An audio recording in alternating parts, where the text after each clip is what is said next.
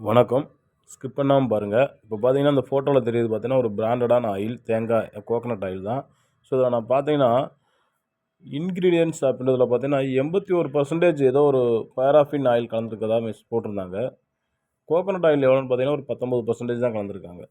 So, அதனால தான் நான் இதுக்கு முன்னாடி பார்த்தீங்கன்னா, எங்கள் வீட்டில் எப்பயுமே பாருங்கள், எங்கள் அப்பா இப்போ இல்ல. ஸோ, எங்கள் அப்பா இருக்க டயத்துல பார்த்தீங்கன்னா, எங்ககிட்ட தென்னந்தோப்பு இருக்கு. ஸோ, தேங்காய் எடுத்து ப்ராப்பரா வந்து நம்ம காய வச்சு, வெட்டி காய வச்சு தேங்காய் எண்ணெய் எப்பயுமே ஆட்டிருவாரு. ஸோ, நான் கொஞ்ச நாள் அத விட்டுட்டேன். இந்த மாரி இன்கிரீடியன்ட்ஸ பார்க்குறப்ப, என்னடா இவ்வளோ கலப்படம் இருக்கேன்றதுக்காக தான் மறுபடியும் நம்ம மறுபடியும் கலப்படம் இல்லாத ஆயில தயாரிச்சு நம்ம யூஸ் பண்ணக்கூடாதுன்றதுக்காக, நான் ஓனாவே தேங்காய் வெட்டி காய வச்சு ப்ராப்பரா ரெடி பண்ணிட்டேன். ஸோ, நம்ம எப்பயுமே பார்த்தீங்கன்னா, நம்ம உடலுக்கு வந்து ரொம்ப கெடுதல் ஏற்படுத்தக்கூடியது வந்து நம்ம ஆயில் தான் எப்பயுமே. ஸோ, அந்த ஆயில நம்ம கரெக்ட்டா பயன்படுத்திட்டோம்னா, நமக்கு எந்த ஒரு பிரச்சனையும் வராது. அதனால நம்ம அதுக்கும் மேல சமையலுக்கு வந்து நீங்க கோகனட் ஆயில் யூஸ் பண்ணா இன்னும் பெஸ்ட்டு நல்லாருக்கும். ஸோ, எல்லோருமே கோகனட் ஆயில யூஸ் பண்ணி சமையல் பண்ணுங்க. சமையலும் டேஸ்ட்டா இருக்கும். நல்லாவும் வரும்.